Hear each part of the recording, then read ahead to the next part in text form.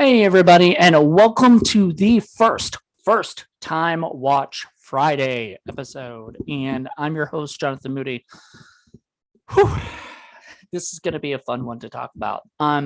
So if you've been watching Indie Film Cafe, which is my other channel that I have, and you saw my pickups for January, you'll see that I got this. Yeah, you can see it there, and it's a 3-part DVD triple feature with Blood Gnome, Satan's Little Helper, and Spliced. So I decided for my first 3 episodes of first time watch, I was gonna do Satan's Little Helper to begin with, because that's the first one that pops up on the disc. And then we're gonna do, I guess, what's the first one? First one is not Blood Gnome, is the other one is Spliced, and then Blood Gnome last. So, and I've heard, different things about the different projects, so I'm really excited. But anyway, we're gonna go right into it. So we're gonna talk about Satan's Little Helper.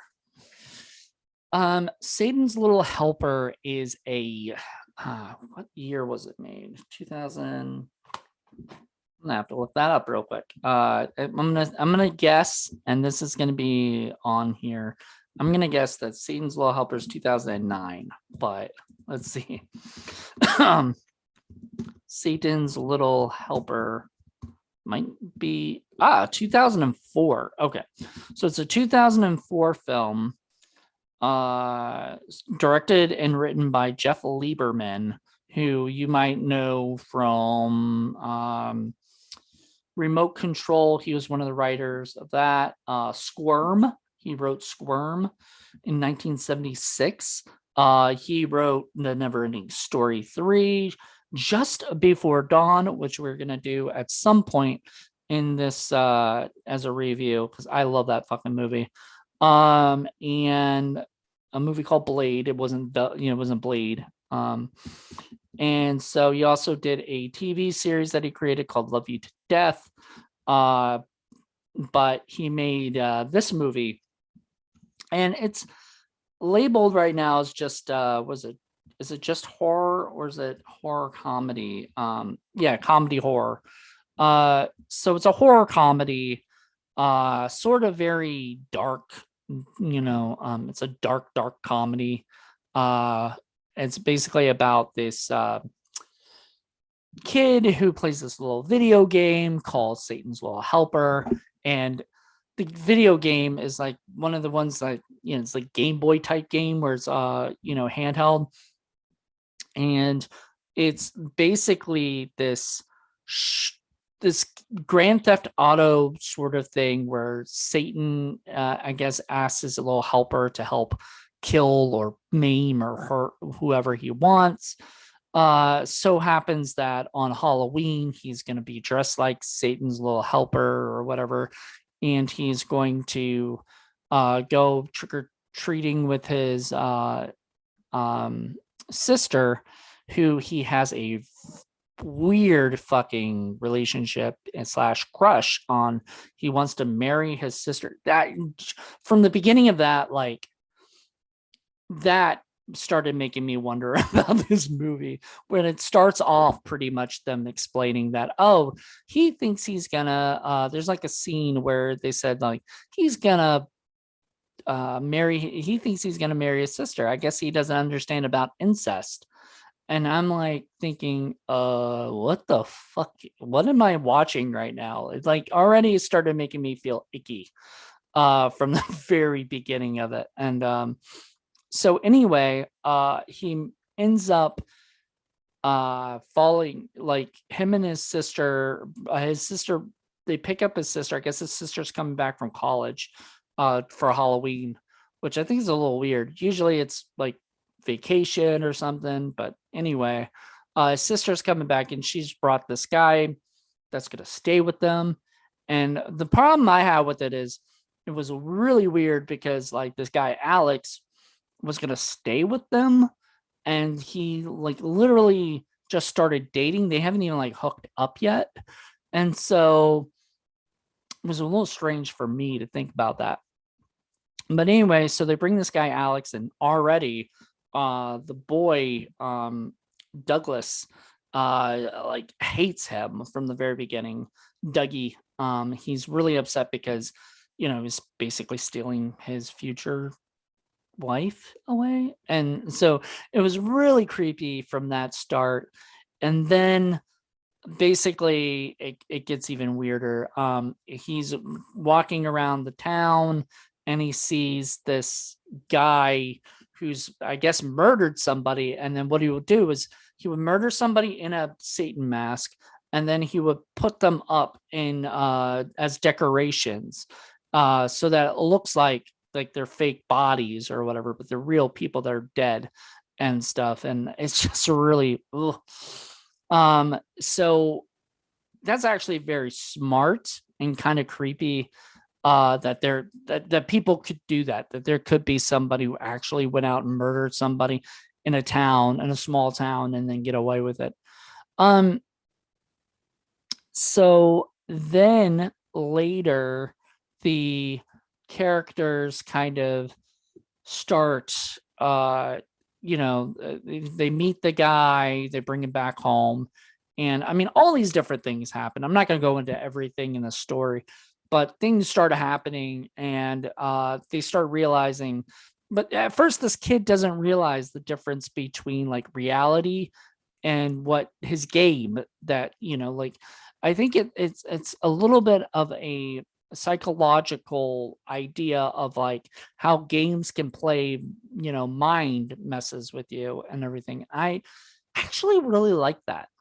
Like, that was probably my favorite part, is that it was one of those things where it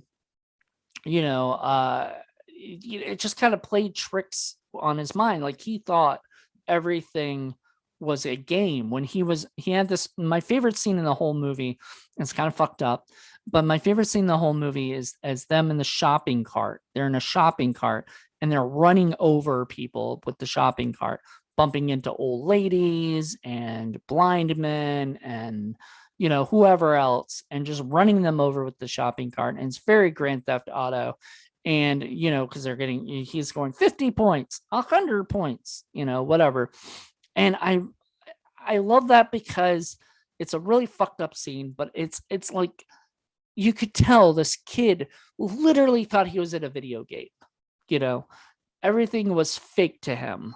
The guy goes and murders a old lady and hangs her and has her hung, and he thinks it's all fake. The kids run away because they think it's real, but it's all fake, to him.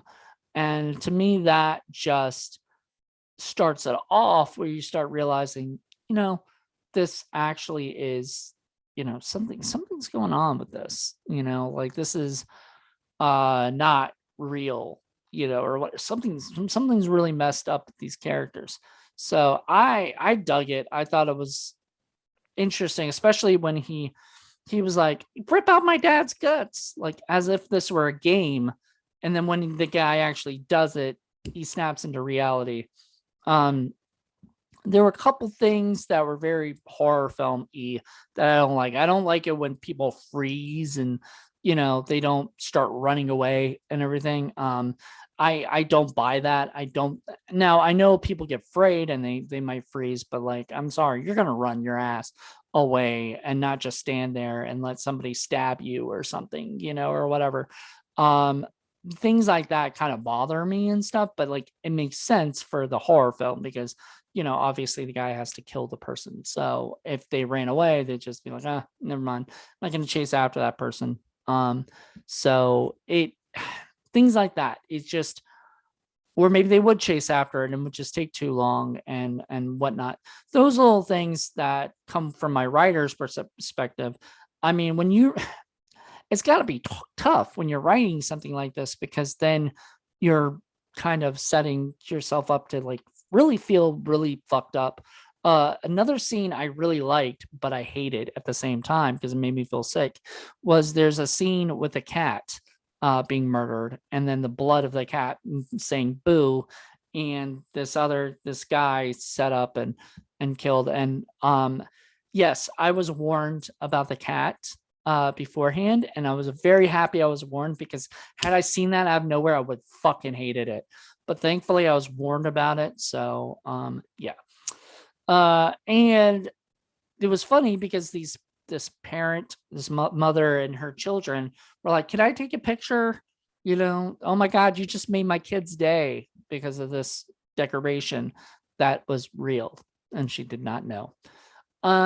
So it started making me wonder, like, on Halloween, anybody could get away with almost anything. And I'm not telling people, I'm not condoning this. I do not think this is a good idea, but I am letting people know to be careful on days where people can wear.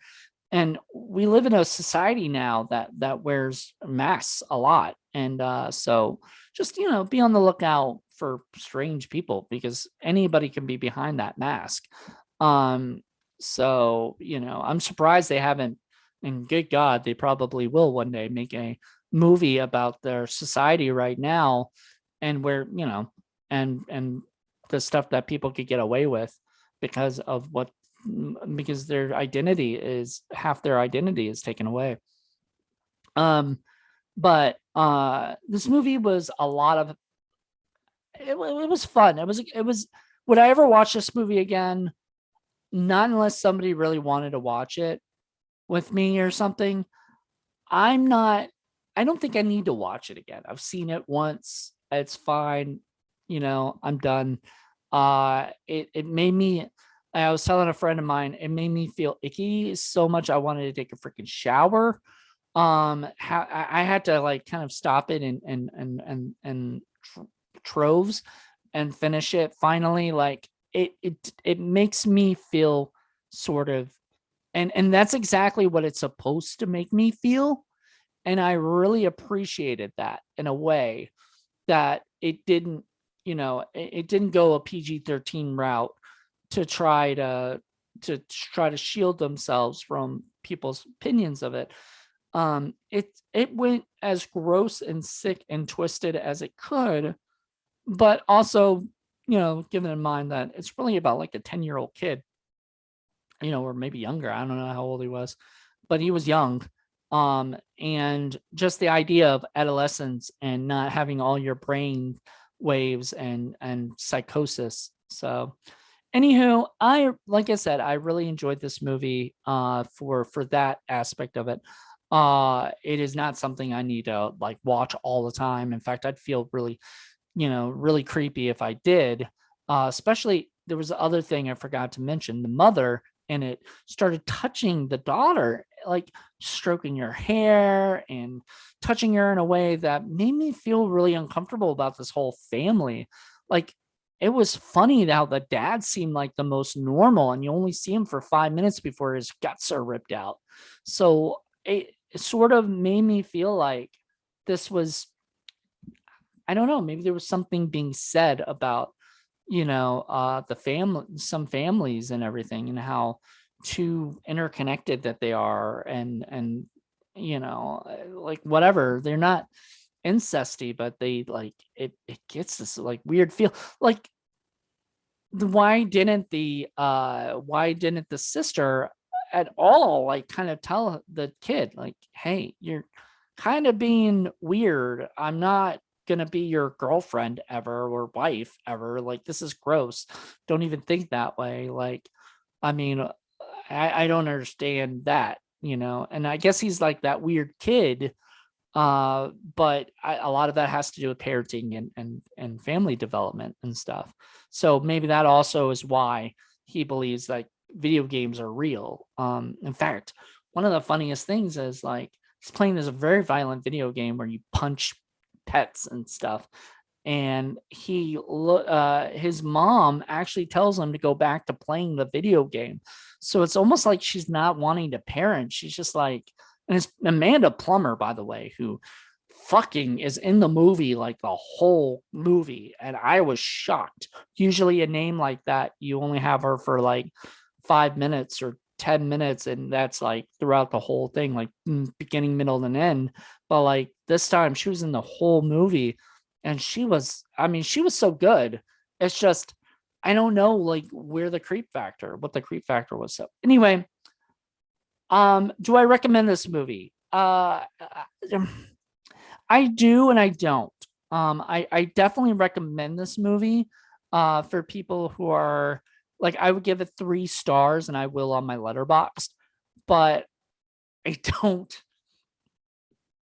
It made me feel icky, but it still made me captivated to understand what the fuck was going to happen throughout the whole thing.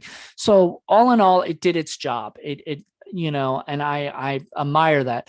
The movie is just too fucking weird for me to like give it like, and I can understand that. And I dig that. I'm surprised that the writer of this did Neverending Story 3. Probably my least watched Neverending Story. Sorry, Jeff, but not your fault, maybe. But it, one of those things where I think that this director should, I think if Jeff Lieberman's planning on making another movie, make something, but do what you're doing, man. Make something that's just out there and weird, and the characters, like, I had no idea the whole time what was going to happen. I there was no times I was predicting things necessarily. So I recommend this movie 100%. So thank you guys for checking this out. Join us next week for a whole brand new episode of First Time Watch. So thank you guys. Bye.